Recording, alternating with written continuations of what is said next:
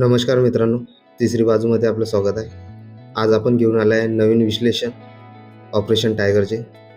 मित्रांनो, महाराष्ट्राच्या राजकारणात पुन्हा एकदा खळबळ उडाली आहे. एक असा शब्द चर्चेत आला आहे, ज्यामुळे मातोश्रीपासून तर दिल्लीपर्यंत राजकीय वातावरण तापलं आहे. तो शब्द म्हणजे ऑपरेशन टायगर. पण थांबा, हा नेमका कोणता ऑपरेशन आहे? कोण चालवत आहे हे ऑपरेशन? आणि सर्वात महत्त्वाचा प्रश्न, जर निवडून दिलेले खासदार जर अचानक पक्ष बदलत असतील, तर तुमच्या मताचं काय? काही दिवसापासून चर्चा आहे की शिवसेना उद्धव बाळासाहेब ठाकरे गटातील काही खासदार शिंदे गटाच्या संपर्कात. काही जण म्हणतात हा फक्त राजकीय प्रचार आहे, तर काही जणांचा दावा आहे की महाराष्ट्रात आणखी एक राजकीय भूकंप होऊ शकतो. पण या सगळ्यामागे एक मोठा प्रश्न लपलेला आहे. संविधान पक्षांतर बद्दल नेमकं काय सांगतं? खासदार पक्ष बदलू शकतो का? 2/3 नियम काय आहे? आणि ऑपरेशन टायगर यशस्वी जर झाला तर महाराष्ट्राच्या राजकारणावर त्याचा काय परिणाम होईल? आज आपण या संपूर्ण प्रकरणाचा राजकीय नव्हे तर घटनात्मक तथ्य आधारित अभ्यास करणार आहोत. कारण पडद्यावर दिसणाऱ्या राजकारणामागे एक तिसरी बाजू असते. तर मित्रांनो, सर्वप्रथम एक गोष्ट स्पष्ट करून घेऊया.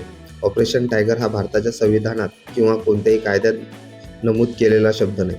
हा पूर्णपणे राजकीय आणि माध्यमांनी दिलेला शब्द आहे. सध्या महाराष्ट्रात अशा चर्चा सुरू आहे की शिवसेना उद्धव बाळासाहेब ठाकरे गटातील काही खासदार शिंदे गटात जाण्याच्या तयारीत आहे. या कथित हालचालींना माध्यमांनी आणि काही राजकीय नेत्यांनी ऑपरेशन टायगर असे नाव दिले.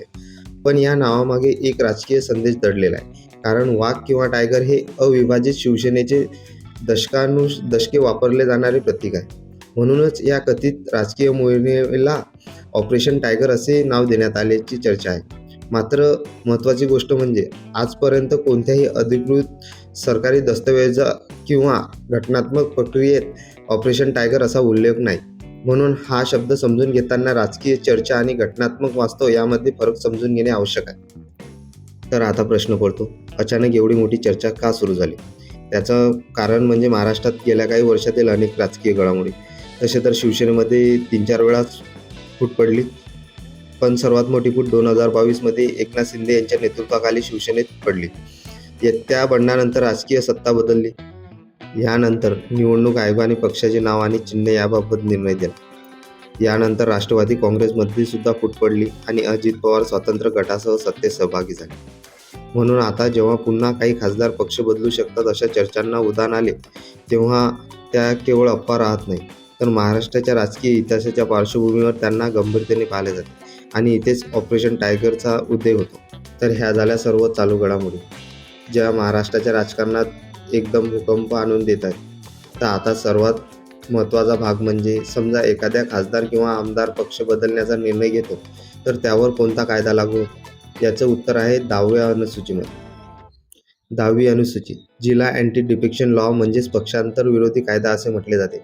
हा कायदा 1985मध्ये तत्कालीन पंतप्रधान राजीव गांधी यांच्या काळात 52व्या घटना दुरुस्तीने लागू करण्यात आला. या कायद्यामागचा उद्देश स्पष्ट होता. निवडणूक एका पक्षाच्या चिन्हावर जिंकायची आणि नंतर सत्तेसाठी दुसऱ्या पक्षात जायचं, या प्रवृत्तीला आळा घालणे.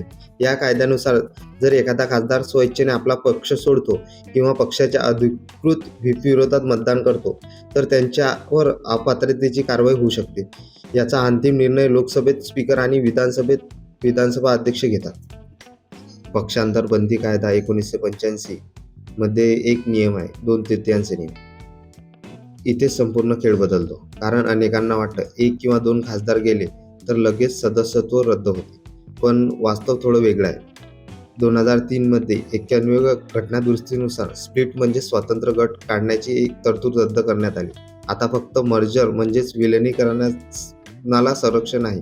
याचा अर्थ, जर एखाद्या पक्षातील किमान 2/3 सदस्यांनी एकत्रितपणे दुसऱ्या पक्षात विलीन होण्याचा निर्णय घेतला, तर त्यांना अपात्रतेपासून संरक्षण मिळू शकते. म्हणूनच सध्या महाराष्ट्रात किती खासदार जाणार हा प्रश्न महत्त्वाचा ठरतो. कारण आकडेच ठरवतात हे पक्षांतर ठरेल की घटनात्मक वैध विलिनीकरण. तर ह्या झाल्या पक्षांतर बंदी 1985च्या काही घटनात्मक तरतुदी. तर आता आपण जाणून घेऊया, जर ऑपरेशन टायगर सक्सेस झाले तर महाराष्ट्राच्या राजकारणावर काय परिणाम होऊ शकतो. जर कथित ऑपरेशन टायगर यशस्वी झाले तर त्याचे परिणाम केवळ एका पक्षावर मर्यादित राहणार नाही. लोकसभेतील पक्षीय समीकरणे बदलू शकतात. महाविकास आघाडीच्या राजकारणावर मोठा परिणाम होऊ शकतो. आगामी महानगरपालिका आणि स्थानिक स्वराज्य संस्थांच्या निवडणुकांवर त्याचा प्रभाव पडू शकतो. आणि सर्वात महत्त्वाचं म्हणजे महाराष्ट्रातील मतदारांमध्ये पुन्हा एकदा पक्षनिष्ठा आणि पक्षांतर या विषयावर चर्चा होऊ शकतो. कारण शेवटी लोकशाहीमध्ये निवडून दिलेले प्रतिनिधी हा फक्त पक्षाचा नसतो, तर तो मतदारांचा सुद्धा असेल. मित्रांनो, आतापर्यंत आपण जाणून घेतलेलं ऑपरेशन टायगर काय आहे आणि त्याच्याविषयी घटनात्मक तरतुदी. तर आता आपण समारोपाकडे जाऊया. ऑपरेशन टायगर हा कोणत्याही घटनात्मक किंवा कायदेशीर शब्द नाही. तो सध्या सुरू असलेल्या कथित राजकीय हालचालींना दिलेला एक राजकीय उल्लेख आहे. परंतु अशा कोणत्याही पक्षांतरांवर भारताच्या संविधानातील 10वी अनुसूची लागू होते. म्हणून हा विषय फक्त राजकारणाचा नाही, तर संविधान, लोकशाही आणि मतदारांच्या विश्वासाचा देखील आहे. आता खरा प्रश्न असा आहे, ऑपरेशन टायगर ही फक्त राजकीय चर्चा आहे की महाराष्ट्राच्या राजकारणात पुन्हा एकदा मोठा भूकंप होणार आहे? याचं उत्तर येणारा काळच देईल. पण एक गोष्ट निश्चित आहे, महाराष्ट्रातील राजकारणातील पुढचा अध्याय अत्यंत रंजक असणार आहे. आणि मतदारांना सुद्धा विचार करावा लागेल की आपण ज्या नेत्याला निवडून देतो, तो नेता एक पक्षनिष्ठ आहे की कर्तृत्ववान आहे, याच्याकडे विचार करावा लागेल. कारण की ज्या पक्षाच्या भरोश्यावर ते निवडून येतात ते नंतर सोडून देतात. तर मित्रांनो, अशा सखोल विश्लेषणासाठी आपल्या चॅनलला सबस्क्राईब करा.